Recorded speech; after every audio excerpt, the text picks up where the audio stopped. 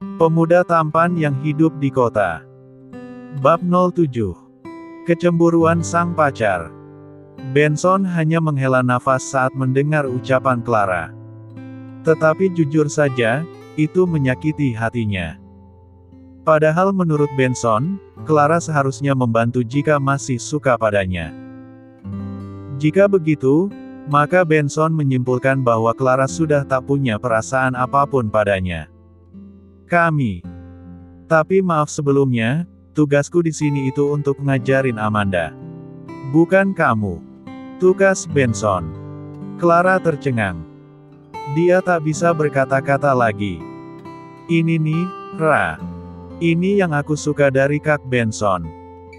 Dia cool banget kan? Ucap Amanda gamblang. Clara seketika cemberut. Apalagi saat dia melihat bagaimana cara Amanda memandangi Benson. Amanda tampak memandangi Benson sambil menopang dagu dengan satu tangan. Sementara Benson sendiri, dia mulai menjelaskan materi untuk Amanda. Saat baru sadar dengan tatapan Amanda, barulah dirinya berhenti. Benson memukul pelan kepala cewek tersebut. Kau mendengarkan atau tidak? Timpal Benson. La memilih mengabaikan keberadaan Clara. Toh gadis itu juga bersikap seolah tak memperdulikannya. Ih, kok aku dipukul sih? Tanggap Amanda dengan nada manja. Sukses membuat Clara semakin panas. Murid yang nakal emang pantas dipukul.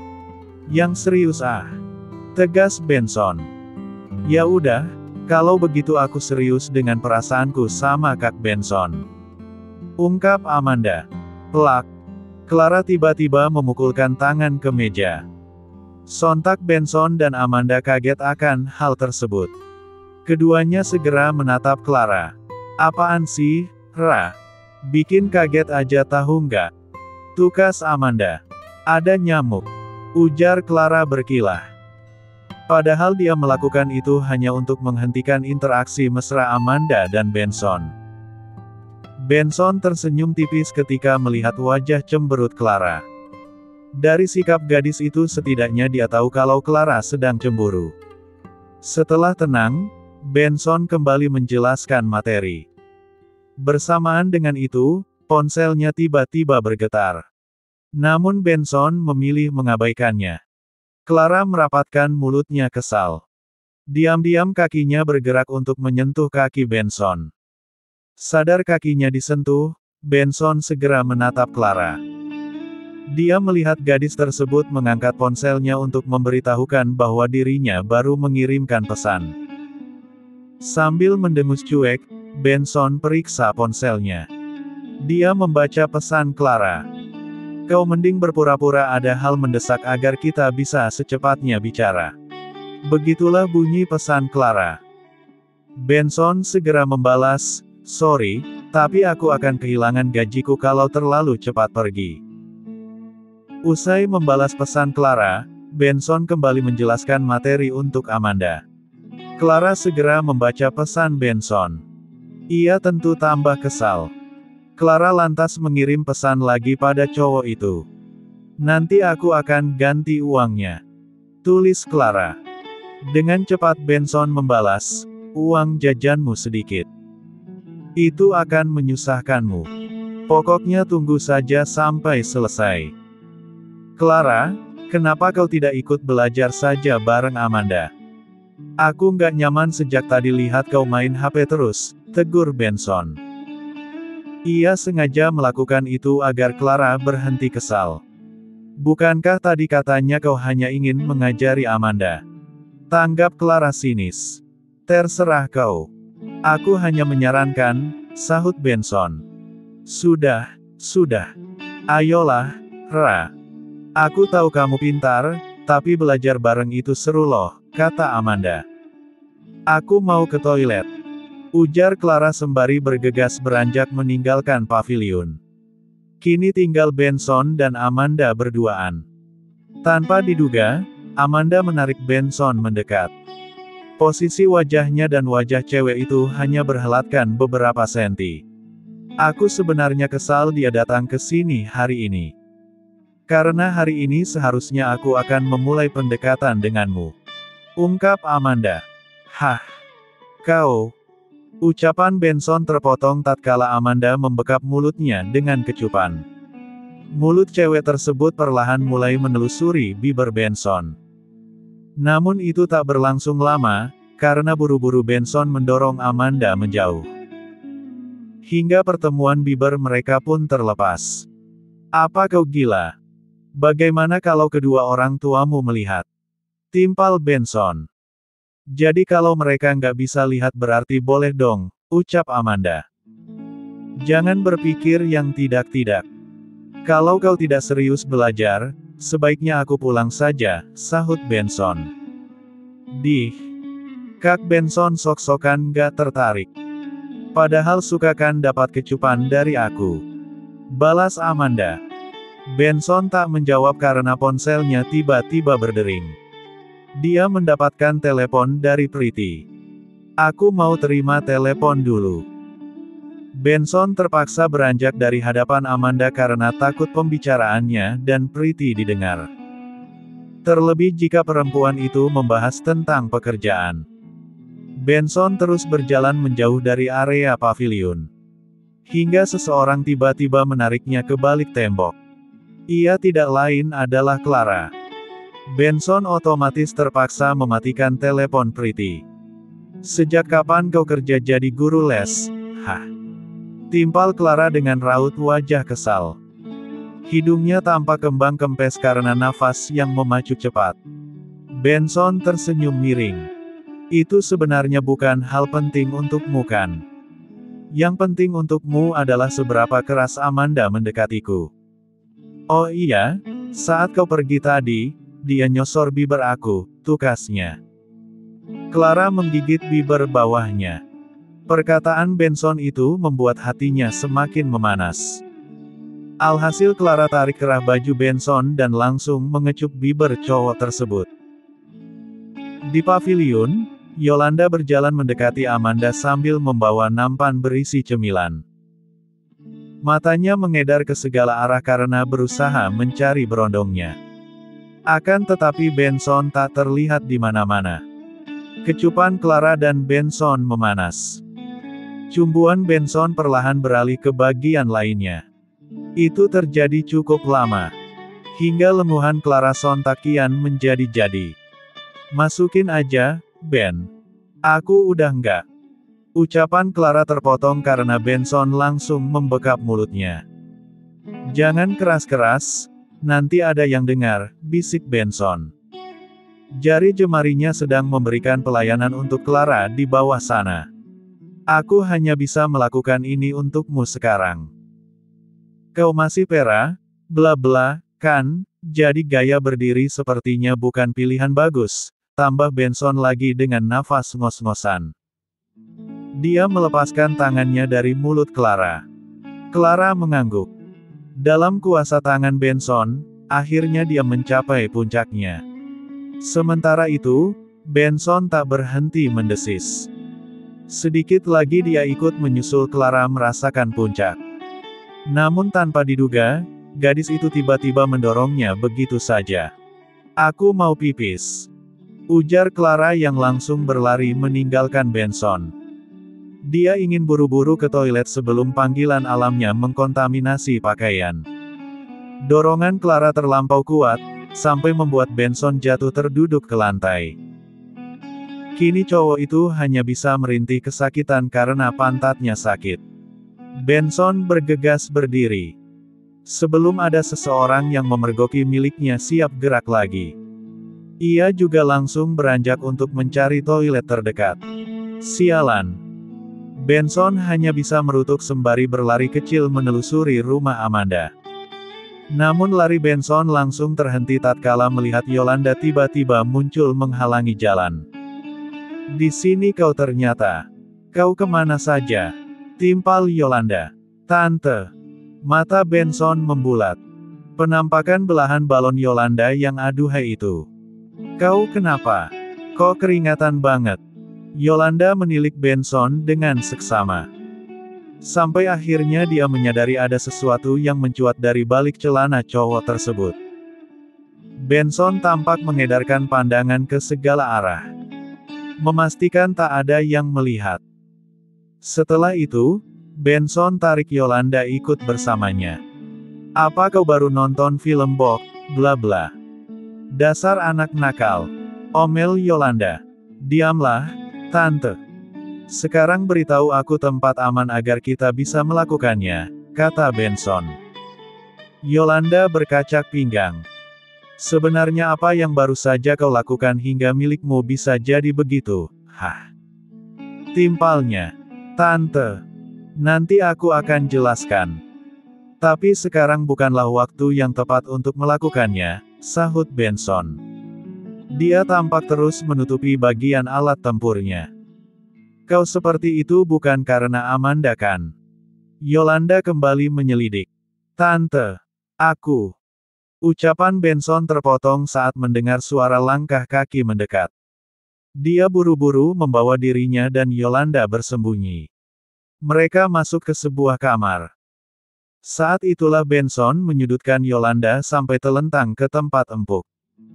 Dia segera melakukan penuntasan dan Yolanda sendiri sama sekali tak menolak. Clara sekarang berada di kamar mandi. Dia panik sekali karena keadaan roknya yang sudah basah. "Ih, jijiknya. Gimana dong?" keluh Clara yang merasa malu sendiri. Ia bergegas membersihkan diri terlebih dahulu. Dirinya juga tak lupa membersihkan roknya. Setelah selesai, Clara berpikir keras untuk menutupi rasa malunya. Sampai akhirnya dia terpikirkan ide bagus. Keluarlah Clara dari toilet. Segera berjalan menuju paviliun di mana Amanda berada. Biur. Dengan sengaja Clara menceburkan dirinya ke kolam renang. Amanda yang melihat sontak kaget. "Clara!" seru Amanda sembari bergegas menghampiri Clara.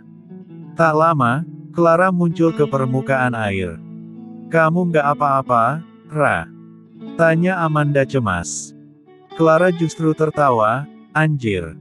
Aku kepeleset." Kilahnya yang meneruskan tawa pura-puranya. Musnah sudah jejak ngompol Clara. Yolanda terkulai lemas setelah baru saja selesai berolahraga dengan Benson. Sementara cowok itu tampak telentang di sebelahnya sambil mengatur nafas.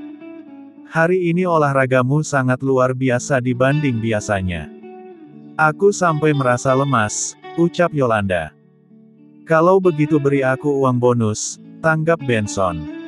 Mengambil kesempatan dalam kesempitan. Dasar anak nakal. Yolanda mencubit pipi Benson karena gemas. "Aduh. Sakit, Tante." "Kenapa nggak dikecup aja?" balas Benson sambil memegangi pipinya. Dia menoleh ke arah Yolanda, lalu memajukan bibirnya. Yolanda terkekeh. Dengan cepat dia kecup bibir Benson. Yolanda sepertinya sangat menyukai sikap manja Benson itu. "Satu kecupan tambahan, 1 juta," kata Benson setelah mendapat kecupan Yolanda. "Astaga." Yolanda terperangah. Meskipun begitu, dia tergelak kecil karena menganggap sikap Benson sekarang begitu lucu. "Ya sudah, Tante. Aku harus pergi. Anakmu pasti sudah menunggu," ujar Benson sembari beringsut ke tepi kasur. Dia memungut pakaiannya dan masuk ke kamar mandi. Yolanda merubah posisi menjadi duduk. Sejak tadi dia tak berhenti tersenyum sambil memandangi Benson. Namun itu tak berlangsung lama, karena Yolanda menggelengkan kepala untuk menyadarkan diri. "Apa yang kupikirkan? Tidak. Jangan sampai kau tertarik pada bocah nakal itu," gumam Yolanda. Bermonolog pada dirinya sendiri. Setelah membersihkan diri, Benson keluar dari kamar mandi. Ia melihat Yolanda sudah berpakaian. "Ingat, Tante. Bonus sama uang tambahan kecupan tadi," imbuh Benson memperingatkan. Iya. Kau tidak perlu cemaskan masalah bayaran," sahut Yolanda sambil geleng-geleng kepala. Dia membiarkan Benson beranjak. Saat keluar dari kamar, Benson bergegas menelepon Priti. Dia melihat ada banyak panggilan tak terjawab dari perempuan tersebut. "Kemana saja kau? Berapa kali ditelepon gak diangkat-angkat?" Omel Priti dari seberang telepon. "Sorry, tadi ada kerjaan mendesak." "Memangnya kenapa? Apa ada masalah?" tanya Benson. "Apa kau ingat pelanggan istimewa yang kubicarakan kemarin?" "Iya. Kenapa? Apa dia tidak jadi memesanku?" "Itu bagus, karena..." "Enggak, bukan begitu. Dia ingin jam pertemuannya dimajukan 2 jam. Jadi kau akan menemuinya jam 8 malam, potong Priti." "Jam 8. Oke. Enggak masalah. Cuma itu yang mau kau bicarakan. Satu hal lagi. Aku baru dihubungi pelanggan baru. Dia juga menginginkanmu. Kali ini dia menawarkan uang 100 juta untuk 1 malam. Tapi, apa yang benar? Pelanggan begitu nggak boleh ditolak." Kini Benson yang memotong ucapan Priti. "Dengarkan dulu sampai habis. Tukas Priti. Pelanggan 100 juta itu adalah lelaki." "Anjir. Kagak. Tapi..." Benson langsung menutup telepon. Membuat perkataan Priti lagi-lagi terputus. Selanjutnya, dia segera kembali ke paviliun. Langkah Benson terhenti tatkala menyaksikan Amanda dan Clara malah asyik berenang di kolam renang.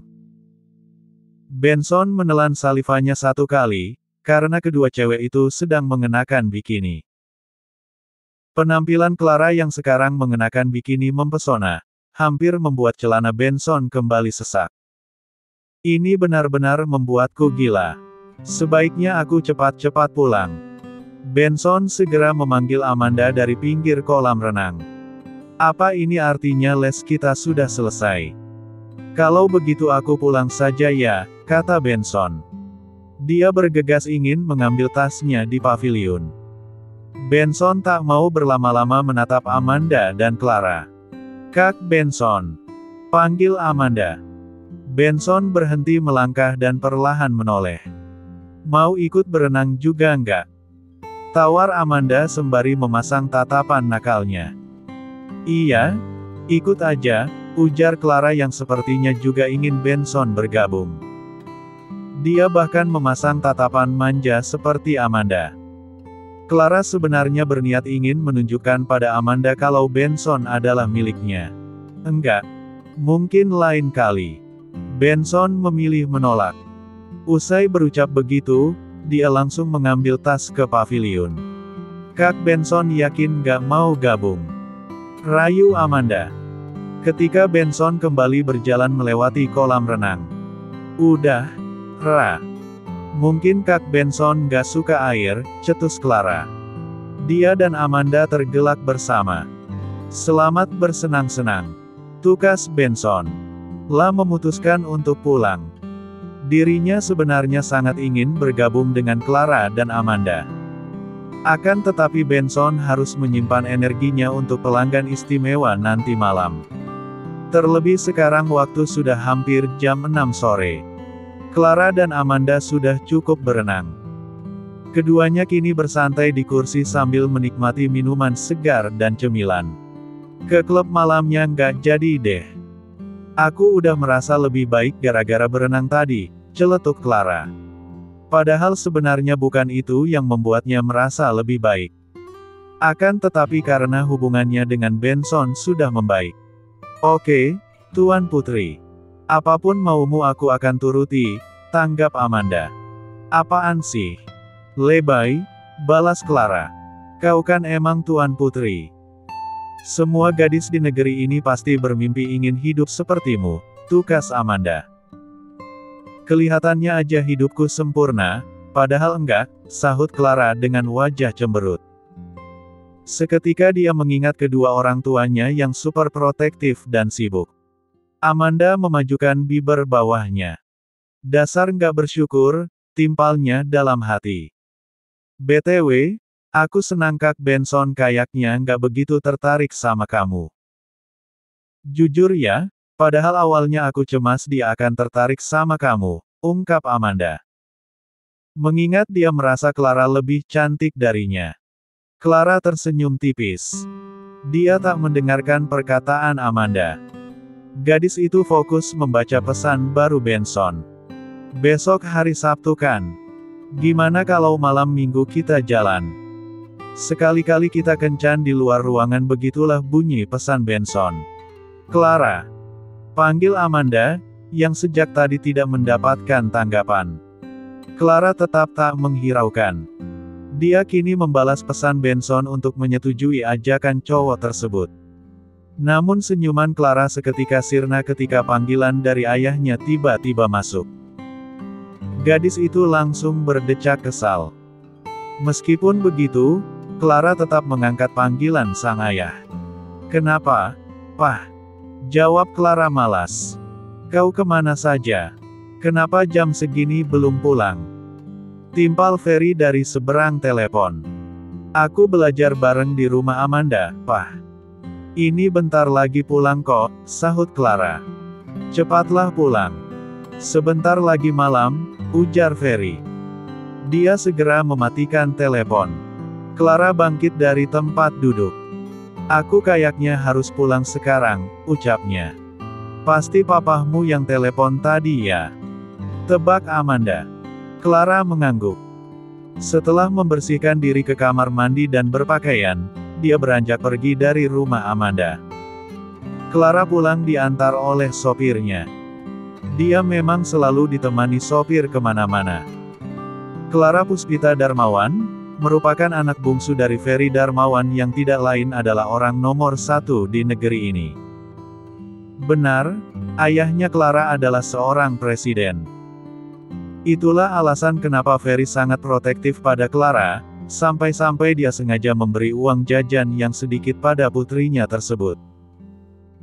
Keluarga Darmawan tidak hanya dikenal menguasai dunia politik, tetapi juga diketahui sebagai keluarga terpandang yang kaya raya.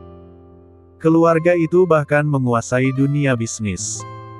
Clara baru saja tiba di rumah mewahnya yang tampak seperti istana. Ia segera masuk ke sana dengan wajah cemberut. Bagi Clara, rumah sebesar itu tak berarti baginya jika suasananya selalu sepi bak kuburan. Selamat datang, Non Clara. Dina, kepala pelayan di rumah keluarga Darmawan menyambut kedatangan Clara. Namun gadis itu hanya tersenyum singkat dan bergegas masuk ke kamar. Clara langsung menghempaskan dirinya ke ranjang. Dia mengambil ponsel dan mengirim pesan pada Benson. Andai Benson tahu aku siapa, kira-kira reaksi dia gimana ya? Gumam Clara. Clara berusaha keras menutupi fakta bahwa dirinya anak seorang presiden. Dia merahasiakan fakta itu di sekolah. Hanya orang-orang tertentu saja yang tahu. Bahkan dari Benson sekalipun. Namun sekarang, karena rasa cinta Clara pada Benson yang semakin dalam, dirinya jadi terpikir ingin mengatakan jati dirinya pada cowok tersebut. Bersambung.